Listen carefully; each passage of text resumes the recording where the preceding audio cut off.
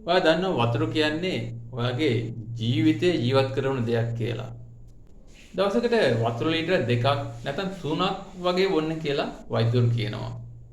හැබැයි ජීවය දෙන ඒ වතුරම එකපාර වැඩි ප්‍රමාණයක් බිව්වොත් මාරාන්තික වෙන්න පුළුවන් කියලා ඔයා දන්නවද?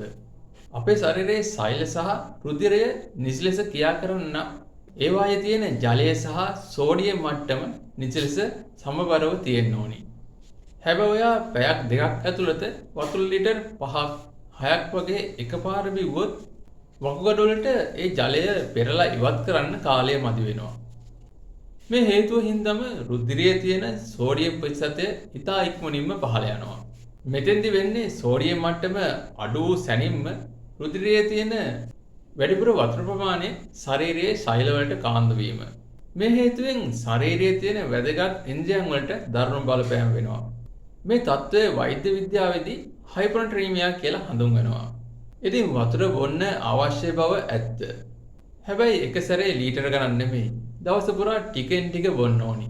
හැම දෙයකටම සීමාවක් තියෙනවා කියලා ඔයා දන්නවා. එහෙනම් ගිහින් එන්න තවත් වීඩියෝ එකකින් හමු වෙනතුරු ඔයාලා හැමෝටම සුබ දවසක්.